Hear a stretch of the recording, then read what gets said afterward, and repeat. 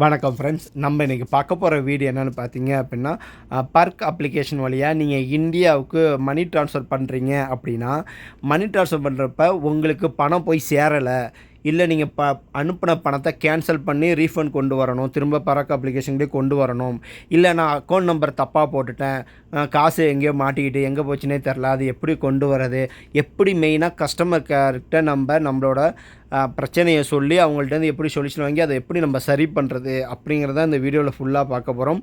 அதுக்கு முன்னாடி சின்ன ரிக்வஸ்ட்டு, இதேமாரி நம்ம சவுதி அரேபியா அப்டேட் நம்ம தொடர்ந்து போட்டுகிட்டே இருக்கோம். அதுக்கு ஒரு லைக் பண்ணிடுங்க, சப்ஸ்கிரைப் பண்ணிடுங்க, உங்கள் ஃப்ரெண்ட்ஸுக்கும் ஷேர் பண்ணிடுங்க. சரி, வாங்க வீடியோக்குள்ளே போகலாம். அதாவது சவுதி அரேபியாவில் பர்க் அப்ளிகேஷனில் இப்போ ஃப்ரீயாக போயிட்டுருக்கு. ஸோ ஃப்ரீயாக தான், நம்ம ட்ரான்ஸ்ஃபர் ஃபீஸ் எதுவுமே கிடையாது. மற்றது கூட எல்லாமே ஃபீஸ் இருக்குது. இன்னும் D360 அது ஃபீஸ் கிடையாது. இன்னொன்று 1500 மேலே அனுப்புனால் டெக்மோலையும் ஃபீஸ் கிடையாது. ஆனால் பர்க்கில் நீங்கள் 10 ரியால்லேருந்து நீங்கள் இன்டர்நேஷ்னல் ட்ரான்ஸ்ஃபர் பண்ணிக்கலாம். இன்னொன்று ஃப்ரீ, ட்ரான்ஸ்ஃபர் ஃபீஸ் ஃப்ரீ. அது உங்களுக்கு தெரிஞ்சிருக்கும். அதுக்கு ரிமைனுக்காக சொல்கிறேன்.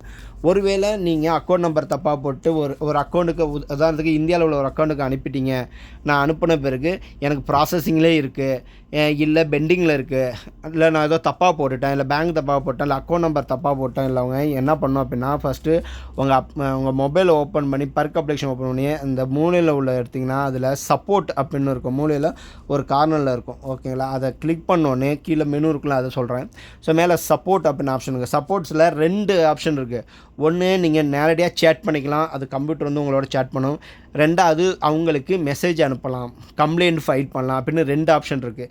ஃபஸ்ட்டு சேட் பண்ணுறது, ஹெல்ப் அண்ட் சப்போர்ட்டில் போய் ஃபஸ்ட்டு சேட் பண்ணுறீங்க அப்படின்னா, உங்களுக்கு இங்கிலீஷ் தெரியுது இல்லை அரபி தெரியுது அப்படின்னா சேட் பண்ணிங்க அப்படின்னா அவங்க உங்கள் கம்ப்ளைண்ட் எடுத்துப்பாங்க, என்ன பிரச்சனை சொல்லுவாங்க. அப்புறம் அவங்க பிரச்சனை சால்வ் பண்ண முடியல, கம்ப்ளைண்ட் நம்பர் எடுத்து கம்ப்ளைண்ட்டும் உங்களுக்கு ஃபைல் ஆகிடும்.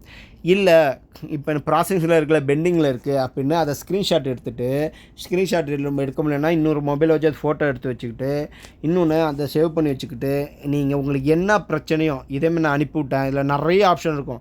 இன்டர்நேஷ்னல் ட்ரான்ஸ்ஃபர் கம்ப்ளைண்ட் அப்படின்னு உள்ளே போனீங்க அப்படின்னா, நான் ஆல்ரெடி ஸ்க்ரீனில் உங்களுக்கு தெரிஞ்சிட்ருக்குன்னு நினைக்கிறேன். சப்போர்ட் ஆப்ஷன் உள்ளே போனீங்க அப்படின்னா இன்டர்நேஷ்னல் ட்ரான்ஸ்ஃபர் அப்படின்னு போட்டிங்க அப்படின்னா அதில் நிறைய ஆப்ஷன் இருக்கும்.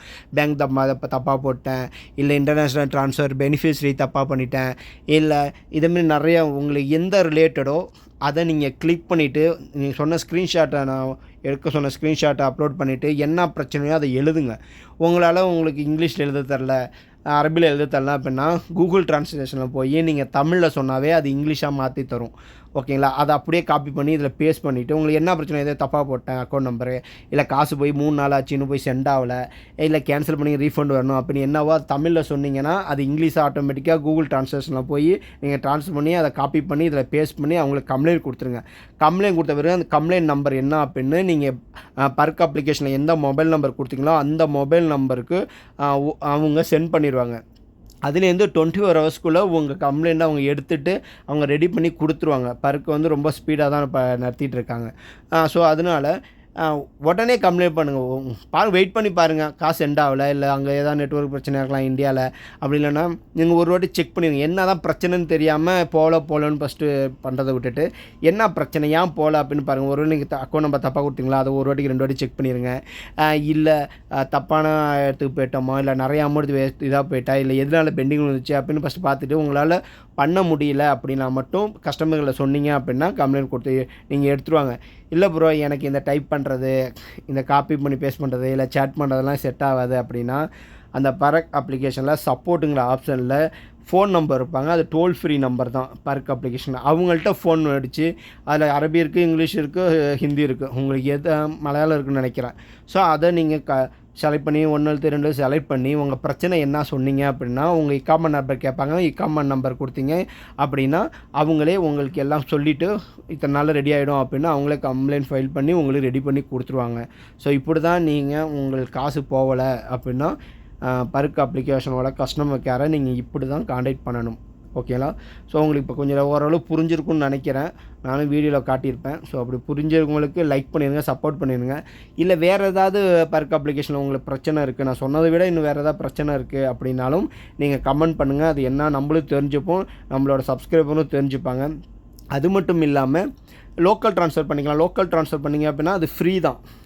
மற்ற இதெல்லாம் நீங்கள் லோக்கல்லேருந்து லோக்கல் ட்ரான்ஸ்ஃபர் உதாரணத்துக்கு அலில்மாலேருந்து அல்ராஜ்லேருந்து எஸ்என்பி இப்படி அனுப்புறீங்க அப்படின்னா ஃபீஸ் பிடிப்பாங்க. 1 ரியால் 58 அலாலா அப்படிமாரி ஃபீஸ் பிடிப்பாங்க. ஆனால் பர்க் அப்ளிகேஷன்லேருந்து நீங்கள் லோக்கல் ட்ரான்ஸ்ஃபர் எவ்வளோ பண்ணாலும் அது ஃப்ரீ தான். ஸோ அதுக்கும் இதை நீங்கள் யூஸ் பண்ணிக்கலாம். அதுவும் ரொம்ப ஹெல்ப்ஃபுல்லாக இருக்கும். அதுக்கும் ஃபீஸ் கிடையாது. ஸோ இந்த நாள் வரையும் international transfer fees local fees ரெண்டுமே ஃப்ரீயாக தான் இருக்குது. இதை கண்டிப்பாக நம்ம யூஸ் பண்ணிங்க. ஒரு வழி எப்போ ஃபீஸு ஆக்குறாங்கன்னு தெரியாது. ஸோ எப்போ ஃப்ரீயாக இருக்க வரையும் நம்ம யூஸ் பண்ணிப்போம். அதுக்கப்புறம் நம்ம வேறு அப்டேட் பார்ப்போம். தொடர்ந்து நம்ம சேனலுக்கு சப்போர்ட் பண்ணுங்கள், லைக் பண்ணுங்கள். Thank you friends, thank you for supporting. Keep வாட்சிங் மை சேனல். தேங்க்யூ.